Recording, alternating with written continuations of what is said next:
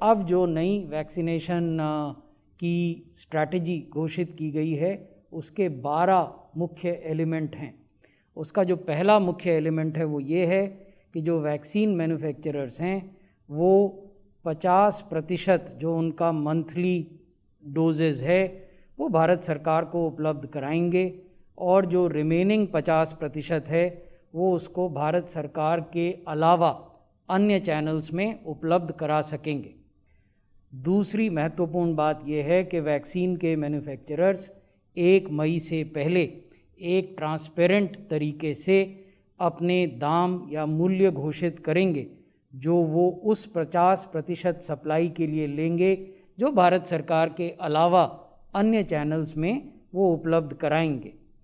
इस घोषित मूल्य के आधार पर प्राइवेट अस्पताल या जो राज्य सरकारें हैं या इंडस्ट्रियल स्टैब्लिशमेंट्स जिनके अस्पताल हैं, यानी या तो अस्पतालों को वैक्सीन मिलेगी प्राइवेट सेक्टर में जो हैं या राज्य सरकारों को वैक्सीन मिलेगी।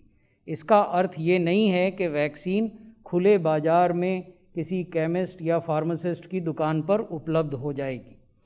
तो ये जो दाम घोषित किया जाएगा उसके आधार पर प्राइवेट अस्पताल और राज्य सरकारें वैक्सीन प्रोक्योर कर पाएंगी और जो प्राइवेट अस्पताल हैं वो अपनी वैक्सीन अब पूरी तरह से एक्सक्लूसिवली इसी चैनल से प्राप्त करेंगे।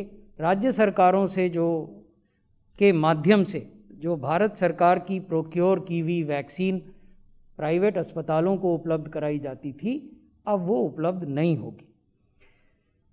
जो भी प्राइस प्राइवेट अस्पताल चार्ज करेंगे वैक्सीनेशन के लिए उसकी मॉनिटरिंग की जाएगी। मॉनिटरिंग की व्यवस्था हम अलग से आपसे साझा करेंगे।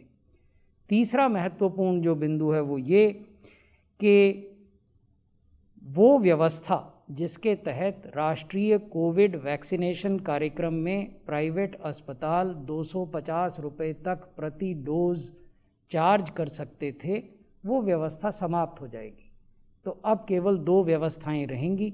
भारत सरकार द्वारा आपूर्ति किए गए वैक्सीन के आधार पर संचालित वैक्सीनेशन सेंटर निःशुल्क वैक्सीन उपलब्ध कराएंगे।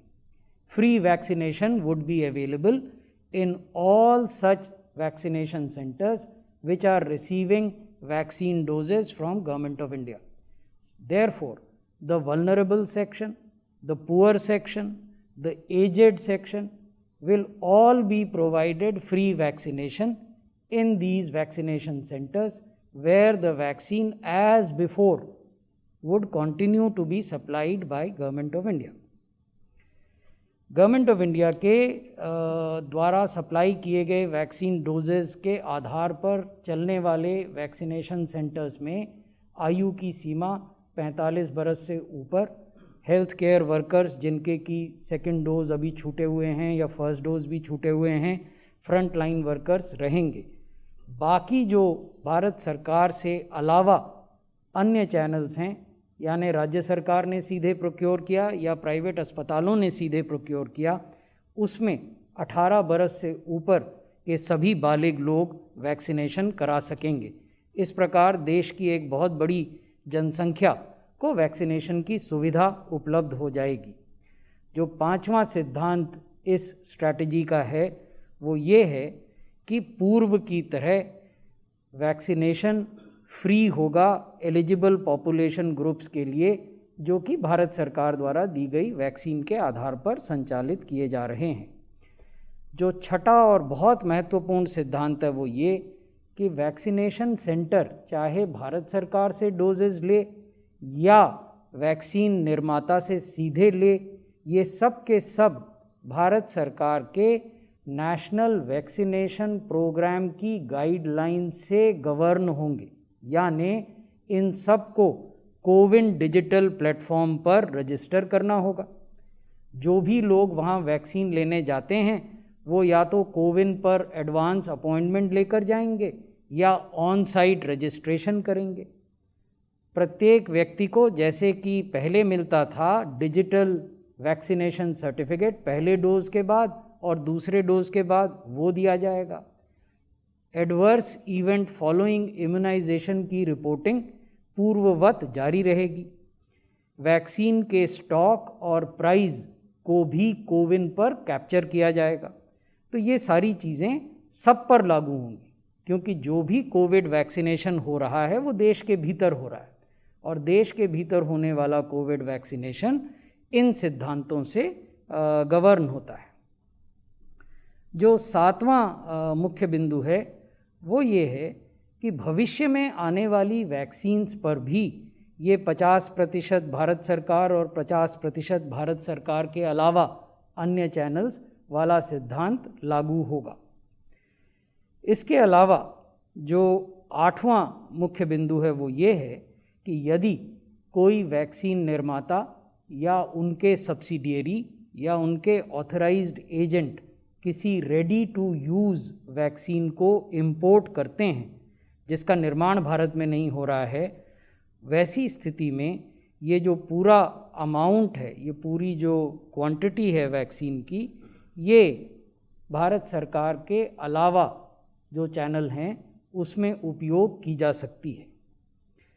9वां सिद्धांत ये है कि भारत सरकार अपने हिस्से से पहले की तरह, इसमें कुछ बदला नहीं है, भारत सरकार अपने हिस्से में से पहले की तरह सभी राज्य सरकारों को वैक्सीन अलॉट करेगी। एक बार में 15 दिन की वैक्सीन वो अलॉट करने की स्थिति में होंगे, यानी भारत सरकार एडवांस में राज्यों को ये बताएगी कि अगले 15 दिन में आपको इतने वैक्सीन की मात्रा प्राप्त होनी है। इसका निर्धारण कैसे किया जाएगा? इसका निर्धारण 3 पैरामीटर्स पर किया जाएगा। पहला पैरामीटर है कि परफॉर्मेंस क्या है राज्य की, यानी उनका औसत कंजम्पशन ऑफ वैक्सीन डोजेस क्या है, ये 7 डे रोलिंग एवरेज पर निकाला जाता है। दूसरा ये देखा जाएगा कि एक्सटेंट ऑफ इन्फेक्शंस उस राज्य में क्या हैं, यानी वहाँ एक्टिव केसेस कितने हैं। तीसरा वेस्टेज कितनी हो रही है। वेस्टेज एक नेगेटिव पैरामीटर है, अगर वेस्टेज ज़्यादा हो रही है तो उसका प्रतिकूल प्रभाव आवंटन पर पड़ेगा। तो ये एक तरह से स्टेट वाइज कोटा निर्धारित हो जाएंगे और इनको एडवांस में राज्यों को संसूचित कर दिया जाएगा। इससे फ़ायदा ये होगा कि राज्य सरकारें बेहतर प्लानिंग कर पाएंगी कि उन्हें कितना वैक्सीन डोज भारत सरकार से मिल रहा है, कितना वो स्वयं प्रोक्योर करना चाहेंगे अगर करना चाहेंगे तब, और कितना उनके राज्य में स्थित प्राइवेट अस्पताल सीधे प्रोक्योर कर रहे हैं। So they would also have a bigger picture as well as a granular picture of availability as on date and future availability at least for the next fortnight. जो 10वां मुख्य बिंदु है इस पॉलिसी का वो ये है कि सभी प्रायोरिटी ग्रुप्स को सेकेंड डोज मिले और समय पर मिले, इसको मुख्य बल दिया गया है, क्योंकि हमारा उद्देश्य ये है कि फुल प्रोटेक्शन प्रायोरिटी ग्रुप्स को मिले।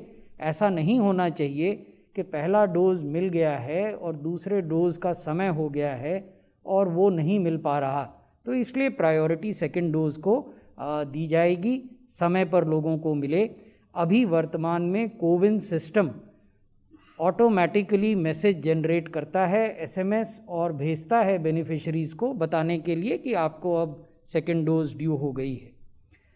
जो 11वां सिद्धांत है वो ये है कि कोविन डिजिटल प्लेटफॉर्म में इस प्रकार के परिवर्तन किए जाएंगे जिससे कि ये सारी चीज़ें उसमें रिफ्लेक्ट हो जाएं। और अंतिम चीज़ ये है कि ये पॉलिसी 1 मई से लागू हो जाएगी और समय समय पर इसकी समीक्षा की जाएगी राज्यों से प्राप्त होने वाले फीडबैक के आधार पर।